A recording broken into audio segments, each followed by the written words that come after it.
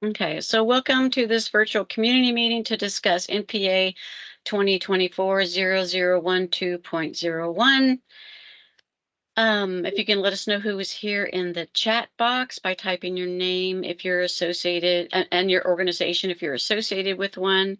This meeting is being recorded and will be posted to the publicinput.com/neighborhood plan amendment cases website. Mark Walters is a meeting facilitator. I'm the plan amendment case manager. Jonathan Tomko is the zoning case manager, and this is our contact information. I'll go over basic case information, guidelines for group discussion, how to participate in the planning process, why is there a plan amendment application, what is a future land use map. After my presentation, Amanda Swore will do her presentation, and then we will go into the Q&A. Case numbers NPA 2024-0012.01. Property addresses are 1106 and 1110 East 30th Street. Project name is East 30th Street. The request is to change the future land use map from single family land use to mixed use land use. Zoning case number is C14 2024-0048.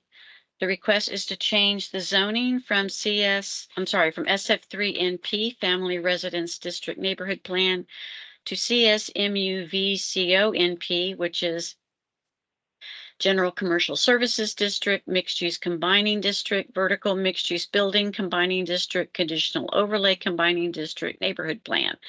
The property owner applicant is Teresa Johnson Sapp, and the agent is Amanda Swore from Drenner Group. Guidelines or group discussion. You can type your questions into the chat. You can raise your hand. If anybody calls in, we will call out the last 4 digits of your phone number. As I mentioned, it'll be posted to this website tomorrow morning. You can send me and Jonathan any comments that you have, and we'll add them to the staff case report. When the cases are scheduled for Planning Commission City Council, you'll get the notice in the mail. Neighborhood plans are adopted by City Council as amendments to the Imagine Austin Comprehensive Plan, and the charter requires zoning changes to be consistent with the comprehensive plan, and most neighborhood plan amendments are changes to a future land use map and have an associated zoning application. So this map shows city areas in blue that have City Council approved neighborhood plans, that have a document that has the vision and goals of the planning area, and a future land use map that represents broad land uses. For this property, it is currently single family and it's shown in yellow, and the proposed land use is mixed use. This is the future land use map here. It shows the 2 lots in yellow, and the brown is the mixed use that is proposed. Is an aerial photo that shows the land use overlaid on it. Zoning map that shows it is zone SF3NP. Google map screenshot that shows the properties, just screenshot from Google map of the 2 homes on the property. Growth concept map, and where the property lies within the growth concept map, you can see it is to the east of the downtown regional center. Public transportation that seems to run along the service road there on I-35. And I will exit and Amanda can start her presentation. Hello, everybody. My name is Amanda Swore with Drenner Group. We are the applicant for this rezoning request and for the future land use map amendment. I also have Anil Naik with Drenner Group on as well. Can y'all see that? Can you see that? Yes.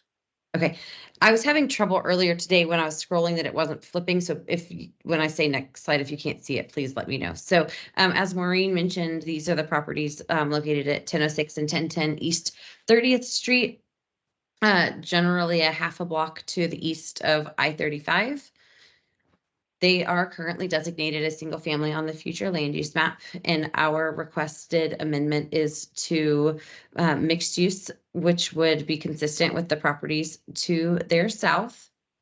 Again, our zoning is although this is future land use map amendment, there is a zoning request associated with it, and our rezoning request is to match the CSMUV CONP directly adjacent to and to the south of this property by extending it back to this line. As you all know, there is a larger project going on that is looking to expand I-35. With that, there is extensive condemnation that is going on through that process. The two properties that front in this section along I-35 are being condemned through right-of-way taking from TxDOT, which means that these properties will be frontage properties along I-35. And again, they are consistent with the property to north is to the left on this screen, consistent with the Robinson Avenue demarcation line for commercial uses that exists today. This is just, again, showing the future land use map with the single family. Our request is to turn these brown and make them mixed use. The properties that exist along I-35 today do have a conditional overlay. These are the uses that are prohibited in that conditional overlay. With our request, we proposed carrying them forward. If there are additional prohibited uses that there is interest in using, we are more than happy to consider and talk about those. Again, we just used the list of what was existing conditional today. And with that, we are happy to stop and answer any questions that you may have. Thank you, Amanda. So this is Mark Walters, City of Austin. If anybody has any questions, you can either put it in the chat or raise your hand, and I'll call on people in the order that they raise their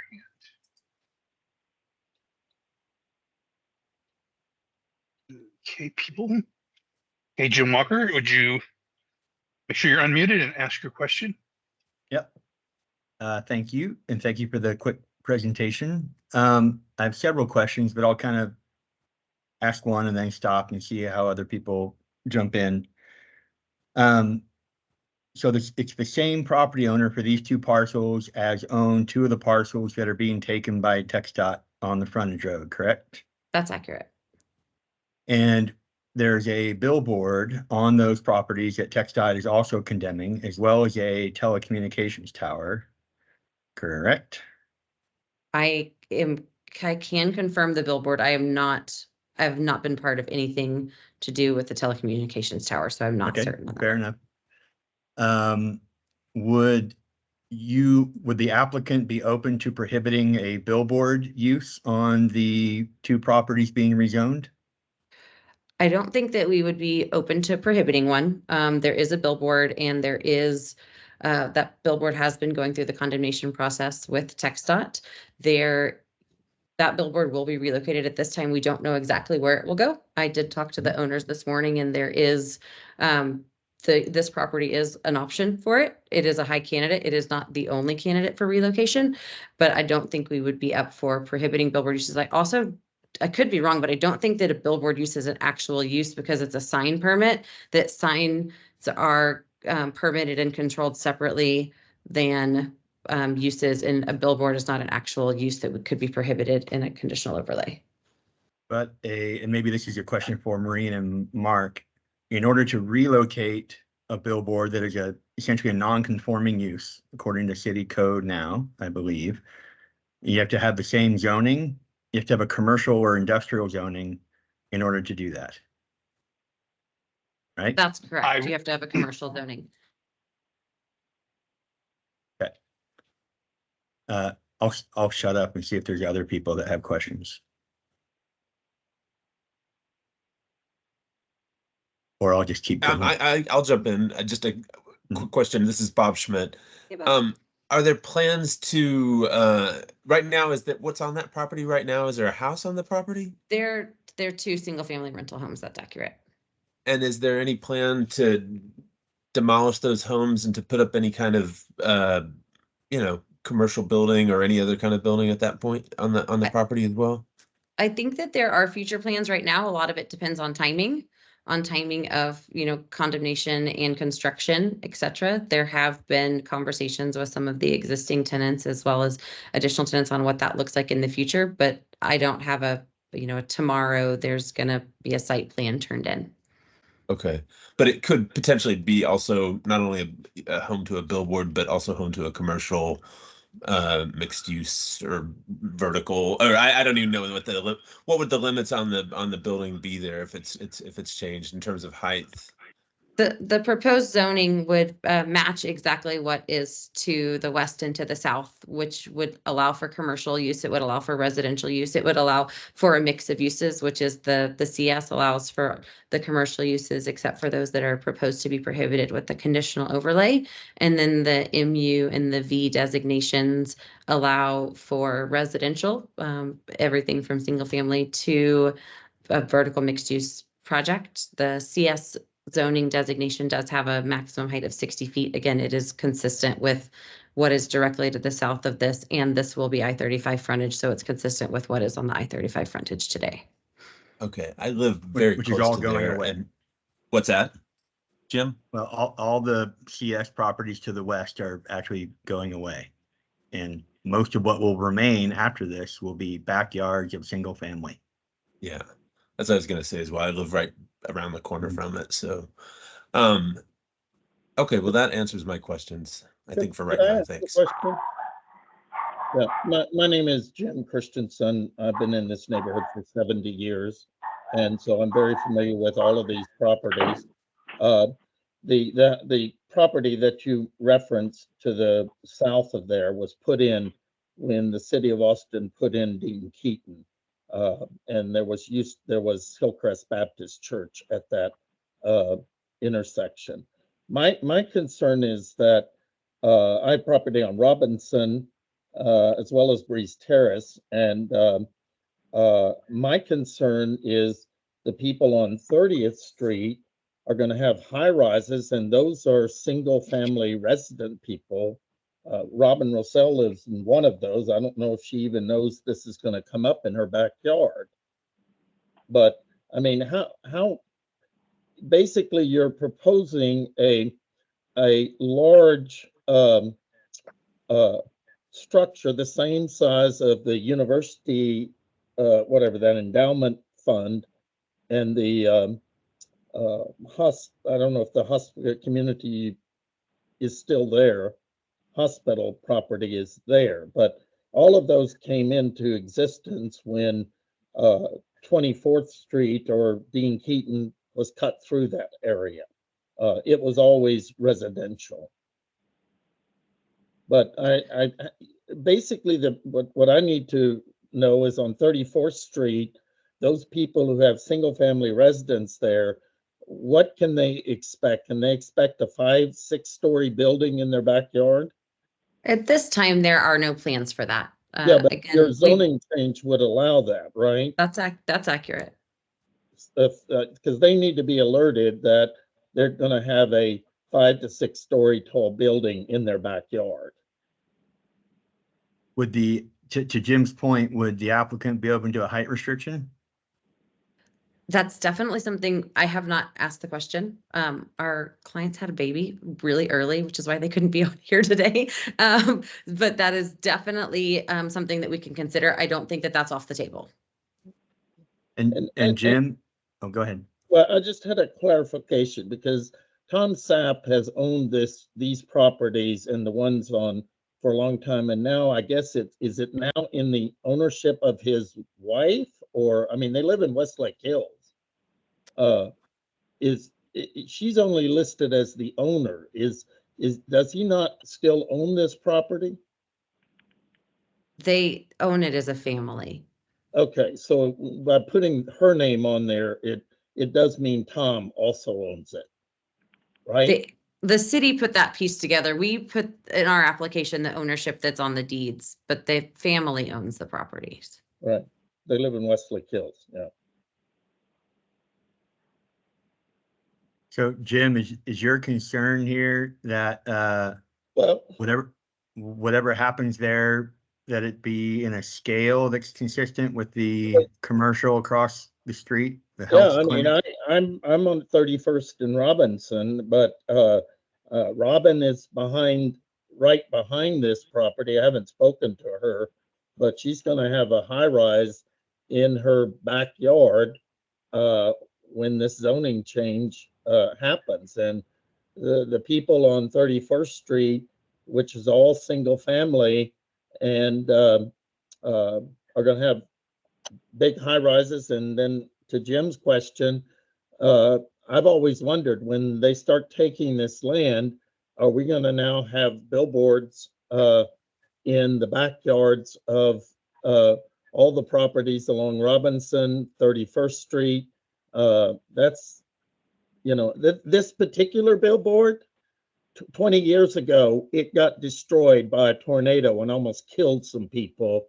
And we were told the city was not going to let it be rebuilt, and it was able to be rebuilt. So it is a danger to the property owners, especially these in single family residence, to have that, because it's been destroyed once in a tornado and it can be destroyed in again.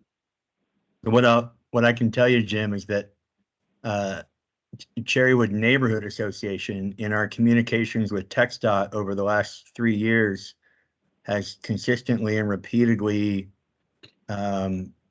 advocated to not have any of the 4 permitted billboards be relocated, rebuilt in the neighborhood. So there's we've had a long-standing position to right. But I just wonder what's going to happen if the domino effect happens on this Tom Sapp property. That's a fair concern. So actually, in that vein, would the applicant be open to a non-commercial industrial zoning that allows for greater, if you want to move it from SF3 and actually build something that's more profitable, I guess it would be a denser zoning, but one that didn't allow for a billboard? I think that I cannot make that commitment on this at this conversation. I would have to have a conversation with I am the applicant, with the owner, to be able to make any type of a commitment like that.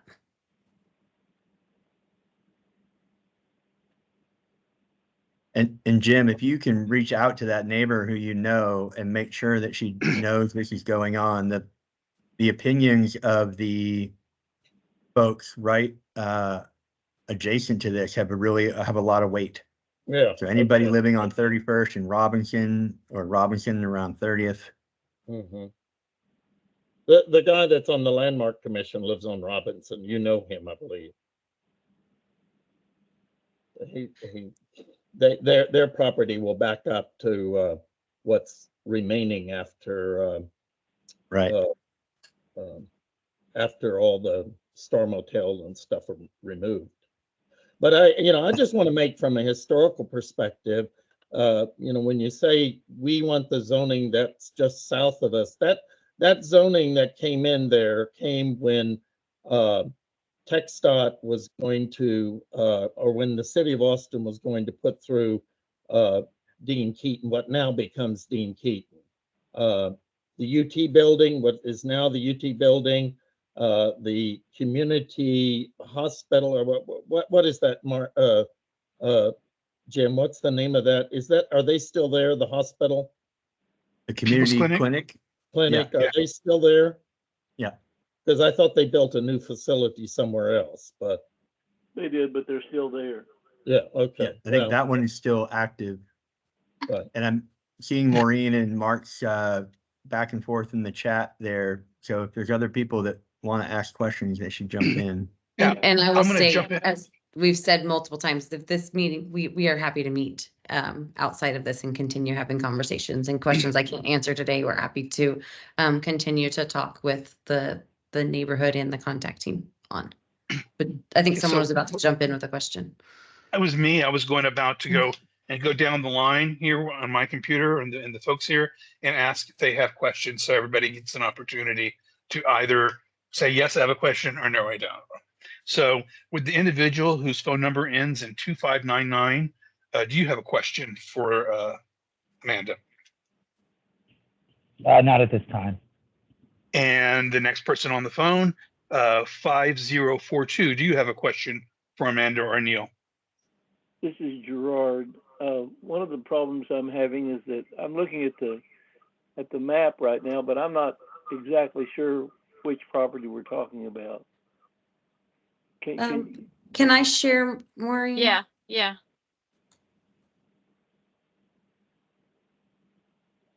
Can you see that, Gerard? Yes, okay, well, that's what I thought it was. I just wasn't sure of the full size. So it doesn't go all the way to 31st. It just goes about 2/3 of the way to 31st. That's accurate. Okay, and then it goes basically from Robinson halfway to I-35. That's correct. Yeah. And the area that is currently shown is CSMUV CONP is the area that is being condemned as part of the I-35 expansion. Exactly. Okay. So no, I don't. Jim raised the point that we have consistently tried to get that. We were the ones who tried to get that both the cell tower and the billboard removed, and it's still there. And we really want to. We really do not want the billboards staying in the neighborhood.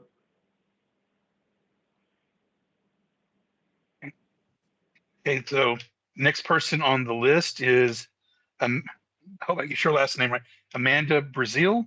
Do you have a question?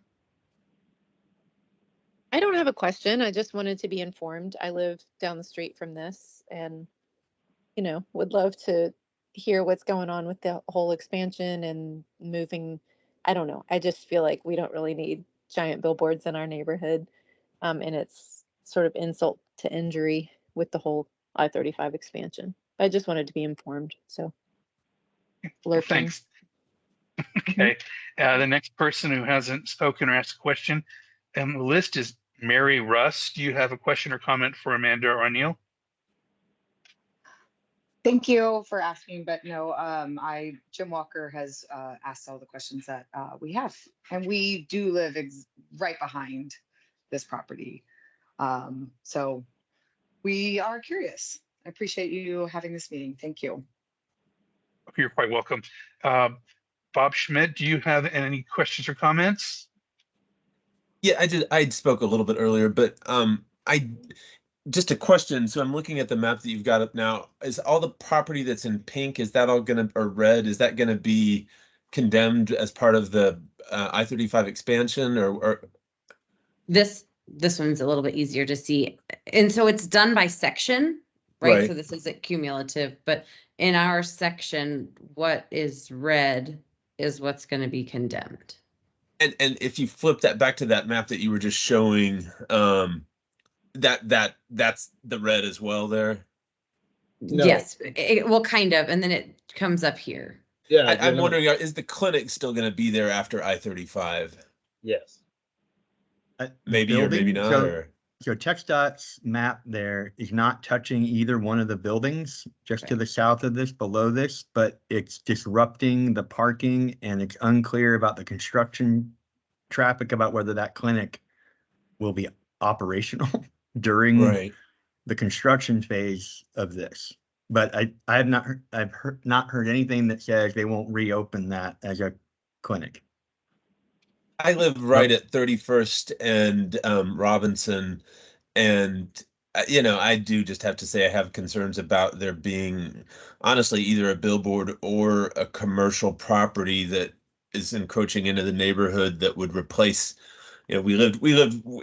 Once they do the new I-35 design and condemn everything and build a new building, there's potentially going to be a sound wall there, which is something that if there's now a commercial property built on the other side of what could be a sound wall, that seems kind of problematic to me. So I just have some concerns about it right now, especially not knowing how it's going to all lay into I-35 or what the commercial status is going to be of the or the what's going to be on that lot where the clinic is right now and how that's going to be there. Thank you. Jim, do you have any other questions or comments? Well, how much time do you have? One other one, actually, Mark, is probably for you and Maureen. So the FLUM and the neighborhood plan are related to the comp plan. Yes. Is, All what is the, all neighborhood plans are not related to, they are actually per the city charter elements of the comprehensive plan. and so since this, and I'll note that the zoning application summary letter that's online in ABC portal states that the purpose for this rezoning is to relocate the billboard. So that's kind of why we're drilling down on this, but I appreciate what Amanda said earlier about it's just, they're unrelated, but they're related. So I'm curious though, Mark, if, what does the comp plan say about allowing non-conforming uses or supporting the express intent to permit a non-conforming use through a FLUM change? Well, I think the comprehensive plan is mute on that regard. I think what the comp plan does say in Article 10 planning, I don't remember the subsection, but all changes or all land use decisions and whatnot need to be in alignment with the comprehensive plan. Conforming uses, that level of technical language would reside in the land development code. I think and 25.2 is the zoning section, and 25.10 I think is the sign section. If what Amanda said earlier, that the billboard is in and of itself not a use per se, but basically a permanent, semi-permanent sign structure. If you look at it that way, because you could Yeah, always my change permanent- the advertising. Right. Well, I mean, yeah. Okay. No, that answers that question. On the actual sign type, I think the city just was on the winning side of a lawsuit to prohibit digital signs that's in right. billboard. If we allowed this, if the city allows, because the neighborhood currently is not in favor, but if the city allows there to be a billboard here, because this is relocating an existing one, would it be allowed to become a digital sign, or would that be prohibited? I can't don't- imagine that it is permitted. Yeah, I do not have really any experience with the sign code. That's not anything I'm familiar with. I'm going to say that right now. I could far more familiar with 25.2. Okay. No, and it is 2510 is where the It- sign code is. Jim, this is Gerard. Unless it's changed, and it very well may have changed. The way it's been for a long time is that if you relocate a sign, which we oppose, but if you do, the code says that you can't change the method of conveying the message. So you would not be able to go to a digital from a non-digital unless that has changed.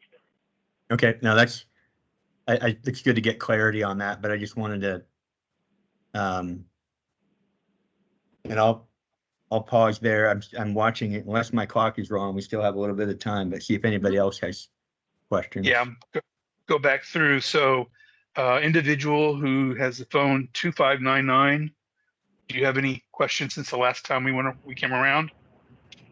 No, I do not. Thank you. Okay. Gerard, you're next at 5042. No, I don't have any more questions. Okay. Amanda, do you have any questions? And this is resident Amanda, not agent Amanda. Agent? Right. No, top I of already my spoke. head. Thank you. Okay. Jim, do you have any other questions or comments? Well, I think just comments at this point. I think I would strongly encourage Jim Christensen. Ah, Sorry, fair enough. No, I just want to be able to alert my neighbors along 34th Street. This zoning change, if it gets recommended and approved, I need to get a comprehensive idea that what is the maximum that they're going to face in their backyards. But That, 5 that's- stories, 6 stories, what is the stories that this application will put in their backyards? yeah, I think that's really fair. And Jim, this is Amanda. I can tell you where the zoning sits. I can also tell you that we're happy to have additional conversations, right, on what that looks like. And as you're talking with your neighbors, we're also happy to meet with them as well, as we continue to go through this process. No, could you tell me, I mean, you filed the zoning change. What are Right, they so looking today at it's 60 that- feet, as I said, when asked earlier, that the maximum height 5 under CS stories? zoning is 60 feet. Is that 5 stories, 6 stories, 7 stories? I don't know what, when you say. It's usually 5. Right. It could be as many as 6, but normally hard. that 60 feet would be five stories. And a parking lot would be right up next to their backyard. There Probably. are setback requirements that exist both in zoning and then additional setback requirements that exist with the single family nature of the zoning that are greater than the CS would otherwise require. Hey, Mary Russ, do you have any questions or comments? I'm good, thank you. Okay, Robert Schmidt, No, I'm good as well. Thank you. I do have And- concern about it. Thank you. okay. And last but not least, Jim Walker, not Jim Christensen, but Jim Walker. Do you have any questions or comments? Yeah, I apologize, Jim, for stepping on you earlier. I think the Cherrywood Neighborhood Association has a history of trying to shape change that happens on properties and with rezonings. I would just strongly encourage the owner and the applicant to drop the billboard relocation intent from this and to be open to looking at other zoning types and categories that could be appropriate here, especially given the Jim Christensen's comments about heights and kind of this coming into the neighborhood there. So, but we look forward to continued conversations. And one other question that might be for the applicant or Mark or Maureen is what's your sense of the time frame of this proceeding to Planning Commission? We haven't been given a date yet. Yeah, so I'll just go through what the next steps will be, which is normally part of this meeting anyway. So what will happen is I will meet with my plan amendment team and I'll report back to them the questions and concerns at this meeting. We'll make a recommendation on the flum change. We'll pass that recommendation on to the zoning team. They will meet, and I don't know when this case will be on their agenda to go over their cases, but they will meet and make a recommendation on the zoning change request. Once staff has finalized our recommendation, we will work with Amanda in looking at potential planning commission hearing date. So this is the beginning of the process. So we don't have any prospective PC dates so far. So like I said, a lot of it determines when the zoning team is going to meet, and they take their cases in the order in which the applications were filed. So I don't know where this case, the zoning case, lands within their work schedule. So it's hard for me to even at this point even estimate a planning commission date. And I would say anecdotally to that they have a lot of cases amongst the 5 or 6 case managers. So We There's haven't no even guessing. been given here's your, it's going to be, I would guess, after late summer to after summer. We haven't So- gotten. Yeah. So Mark, Amanda, August, September. So Amanda, just real quick, one thing that normally slows down the zoning case is if there's a neighborhood transportation study. Did y'all have to do anything like that? No. No, okay. And this is Gerard. Can I interject a question here? Of course. Sure. Sure. I think I remember years ago some talk about extending Robinson through. Is anybody aware of any kind of parallel effort to extend Robinson through? Nothing that I'm aware of. I would Mark, guess at the do you know time of of anything like that? I do site not. development. Yeah. Okay, thank you. I hadn't heard of anything. You mentioned transportation, so I thought I would bring that up. We haven't received any comments yet. Usually that's what happened at site development permit. Right. And that would require most likely a condemnation on the part of the city. And I can't imagine the city at this, I can't speak, but it's not improving the transportation network by taking out a couple of houses.